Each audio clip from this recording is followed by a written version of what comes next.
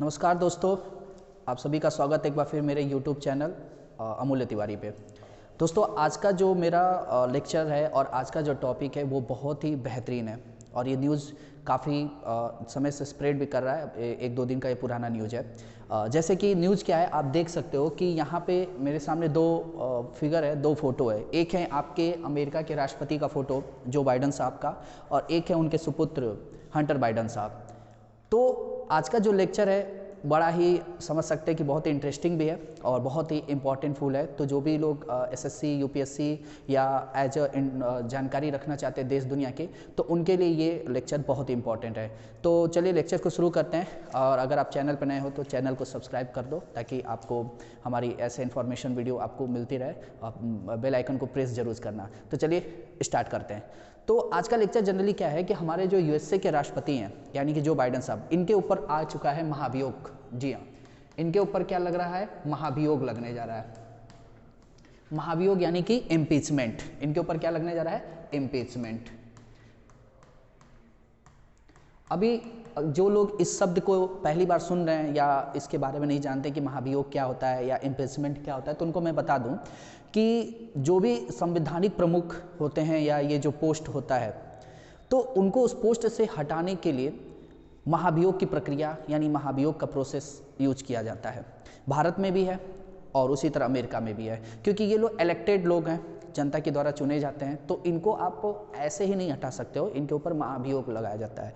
तो आज उसी पे हम डिस्कस करेंगे टॉपिक पे कि आखिर महाभियोग है क्या और क्यों इनके ऊपर ये लाया जा रहा है महाभियोग। चलिए स्टार्ट करते हैं। तो आज का जो टॉपिक है हम लोग पढ़ने वाले हैं कि सबसे पहले तो हम पढ़ेंगे कि महाभियोग प्रस्ताव लाने के कारण क्या है। यानी कि जो बाइडन साहब हैं और इनके सुपुत्र का भी नाम आ रहा है, तो आखिर इन लोग के ऊपर महाभियोग लाने का प्रस्ताव है क्या, कारण क्या है? तो पहला तो कारण ये है कि जो इनके सुपुत्र हैं, बाइडन साहब के जो सुपुत्र हैं, जैसे आप इनको इमेज में देख सकते हो, हंटर साहब, तो इन्होंने लगभग 1.4 मिलियन यानी कि 14 लाख यूएस डॉलर, अगर इंडिया की करेंसी के हिसाब से देखें तो लगभग 14 लाख यूएस डॉलर इन्होंने टैक्स जो है ये बिल्कुल पे नहीं किया है। पहला कारण ये है। दूसरा कारण कि कहा जा रहा है कि चीन और यूक्रेन के साथ इन्होंने कुछ व्यापारिक गतिविधियों में इन्होंने काफ़ी रुपया इन्वेस्ट किया है, यानी कमाई की है। तो उसका डाटा, उसका ब्यूरो इन्होंने मतलब गलत तरीके से वो आप कह सकते हैं बिजनेस को इन्होंने किया, उस व्यापारिक कार्य को किया है, जिसमें कहा जा रहा है कि इसमें पूरी तरीके से बाइडन साहब का क्या है, इनके ऊपर सपोर्ट है। यानी कि पहला कारण कि इन्होंने 1.4 मिलियन यूएस डॉलर यानी कि इंडिया की करेंसी के हिसाब से लगभग 14 लाख रुपए जो है इन्होंने टैक्स नहीं पे किया है। और दूसरा ये है कि इन्होंने चीन और यूक्रेन के साथ कुछ गतिविधियाँ, व्यापारिक गतिविधियाँ इन्होंने की है, जिसपे आप कह सकते हो कि इस कारण कहा जा रहा है कि बाइडन साहब इनके सपोर्ट में थे, जिस पे ये महाभियोग लाया जा रहा है इनके ऊपर। ठीक है, अब है कि तो पहला जो है कारण हम लोगों को पता चल चुका है कि महाभियोग प्रस्ताव लाने के कारण क्या है। दूसरा है कि अमेरिका के राष्ट्रपति पर महाभियोग की प्रक्रिया क्या है, ये बिल्कुल जानना जरूरी है। और इसमें हम अपने भी देश का देखेंगे, यानी कि इंडिया के राष्ट्रपति पर महाभियोग की प्रक्रिया क्या है, और हम अमेरिका के भी राष्ट्रपति के महाभियोग की प्रक्रिया को देख लेते हैं। जैसे कि आप सब जानते होंगे कि भारत में आपका क्या है, पार्लियामेंट है, संसद है, बिल्कुल है जी, ठीक है, पार्लियामेंट है, भारत में भी पार्लियामेंट है, संसद है, ठीक है। तो पार्लियामेंट जो है, संसद है, तो उसी तरह अमेरिका में भी ये संसद है। और अमेरिका की संसद का क्या नाम है जी? अमेरिका की संसद का नाम है कांग्रेस। ठीक है, अमेरिका की संसद का क्या नाम है? कांग्रेस, सॉरी, ठीक है, अमेरिका की संसद का नाम है कांग्रेस। तो हमारी पार्लियामेंट में, हमारी संसद के जिस तरह दो हाउसेस हैं, एक है आपका, ठीक है, लोकसभा, एक है आपका लोकसभा और एक है आपका राज्यसभा। ठीक है, एक है आपका लोकसभा और एक है आपका राज्यसभा। उसी तरह सेम टू सेम अमेरिका के भी कांग्रेस में यानी पार्लियामेंट में दो हाउसेस हैं। एक हाउस का नाम है हाउस ऑफ रिप्रेजेंटेटिव, एक हाउस का क्या नाम है? हाउस ऑफ रिप्रेजेंटेटिव, ठीक है, और एक हाउस का नाम है सीनेट। एक हाउस का क्या नाम है? सीनेट। यानी कि लोकसभा हमारे यहाँ लोअर हाउस है, तो उसी तरह यहाँ पे house of representative lower house है। हमारे यहाँ राज्यसभा अपर हाउस है, तो उसी तरह यहाँ पे सीनेट जो है अपर हाउस है। तो हाउस ऑफ रिप्रेजेंटेटिव के जो सदस्य थे, मेंबर थे, उनको लगा कि बाइडेन साहब के सुपुत्र ये सब हरकत कर रहे हैं जिसमें बाइडेन साहब का सहयोग है, तो यहाँ के लगभग 51% वोट के साथ इस महाभियोग को प्रस्ताव को लाया गया। तो जब ये महाभियोग प्रस्ताव लाया गया यानी 51% लोगों ने वोटिंग की, तो प्रक्रिया स्टार्ट हुई। अब देखिए क्या होता है अमेरिका में। अमेरिका में क्या हुआ कि लगभग 10 से 6 जजों की ज्यूरी बैठती है यहाँ पे, यानी कि अगर किसी राष्ट्रपति पे महाभियोग आता है तो कहाँ से स्टार्ट होता है, हाउस ऑफ रिप्रेजेंटेटिव से। लगभग उसमें 51% लोग क्या करते हैं, वोटिंग करते हैं, ठीक है। अब उसमें आप देखेंगे कि 10 से 6 जो हैं जजों की क्या होती है, एक ज्यूरी बैठती है, ग्रैंड ज्यूरी बैठती है। ये जो जजों की जो ज्यूरी बैठती है 10 से 6 जजों की, ये क्या करते हैं, उस प्रक्रिया की जाँच करते हैं कि क्या ये सही है कि गलत। अगर वो गलत होता है, यानी कि इन्होंने कहा कि ये रॉन्ग है, गलत है, तो क्या होगा, जीरो हो जाएगा, यानी कि महाभियोग का पूरा क्या हो जाएगा, जीरो हो जाएगा। लेकिन अगर जजों ने बोल दिया कि नहीं, ये महाभियोग जो आया है वो बिल्कुल सही है, इसमें कोई भी फॉल्स नहीं, कोई भी गलती नहीं है, तो वापस ये क्या होता है, हाउस ऑफ रिप्रेजेंटेटिव के पास वापस ये फाइल वापस आती है। अब यहाँ पे क्या होता है, वोटिंग होती है।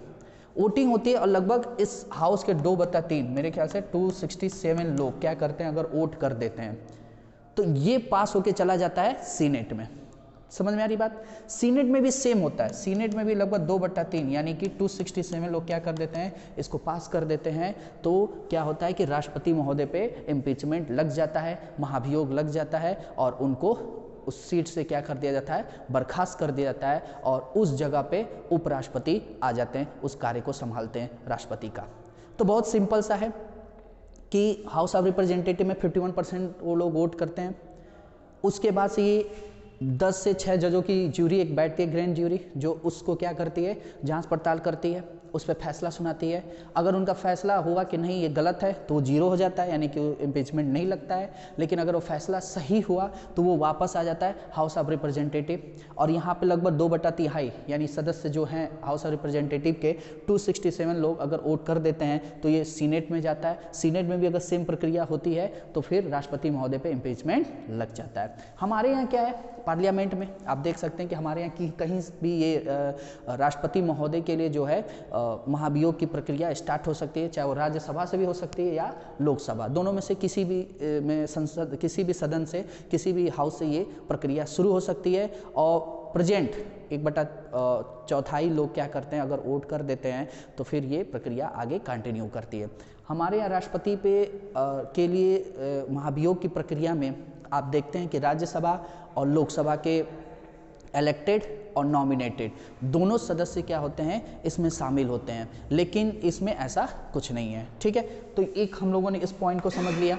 अब है कि अमेरिकी राष्ट्रपति जिन्होंने महाभियोग का सामना किया अभी तक, तो आप ध्यान से देखेंगे तो अभी तक लगभग, अगर जो बाइडेन साहब पे भी ये प्रक्रिया शुरू होने जा रही है तो 5 लोग हो जाएंगे, लेकिन अभी तक 4 राष्ट्रपतियों ने महाभियोग का सामना किया है अमेरिका के। सबसे पहले तो एंड्रू जॉनसन साहब 1868 में पहला अमेरिकी राष्ट्रपति जिनको महाभियोग का सामना करना पड़ा था। दूसरे थे रिचर्ड निक्सन। रिचर्ड निक्सन पे लगभग ये महाभियोग एक तरह समझिए प्रक्रिया आ ही गई थी, लेकिन उन्होंने उसके पहले ही क्या कर दिया, इस्तीफा दे दिया था, ठीक है। रिचर्ड निक्सन, आपको पता होगा कि जब हम लोग पाकिस्तान से लड़ रहे थे बांग्लादेश की आज़ादी के लिए, तो रिचर्ड निक्सन ने ही पाकिस्तान की मदद के लिए जो 7वां बेड़ा जो जहाज़ है भेजा था। तो उस समय यही राष्ट्रपति थे अमेरिका के। आपके ये चौथे हैं, तीसरे हैं बिल क्लिंटन साहब। बिल क्लिंटन साहब के ऊपर भी 1998 में क्या है, ये इम्पीचमेंट महाभियोग की प्रक्रिया शुरू हो चुकी है और बिल क्लिंटन जो है भारत का दौरा भी कर चुके हैं। और डोनाल्ड ट्रंप के बारे में तो आप सब लोग जानते ही हैं, ठीक है। 2019 में इनके ऊपर भी महाभियोग की प्रक्रिया आई है। डोनाल्ड ट्रंप जो है ये रिपब्लिक पार्टी से, आपको पता होना चाहिए कि अमेरिका में 2 ही पार्टी है, एक पार्टी है रिपब्लिक, ठीक है, और एक पार्टी है डेमोक्रेटिक, 2 ही पार्टी है वहाँ पे। तो डोनाल्ड ट्रंप साहब रिपब्लिक पार्टी से थे, रिपब्लिक पार्टी का चुनाव चिन्ह है एलिफेंट। और जो इस समय जो बाइडेन है, तो जो बाइडेन डेमोक्रेटिक से हैं और इसका चुनाव चिन्ह क्या है, डंकी है। जी हाँ, इसका चुनाव चिन्ह क्या है, डंकी है, ठीक है। अब देखते हैं क्या हम लोग को और पढ़ना है। अब हम लोग का है कि आपराधिक आयोग, ठीक है, यानी कि अगर आप देखेंगे कि जो हमारे प्रेसिडेंट होते हैं, राष्ट्रपति होते हैं अमेरिका के, तो वो किसी आपराधिक गतिविधियों में भी अगर शामिल पाए जाते हैं तो उनके ऊपर महाभियोग की प्रक्रिया शुरू हो सकती है।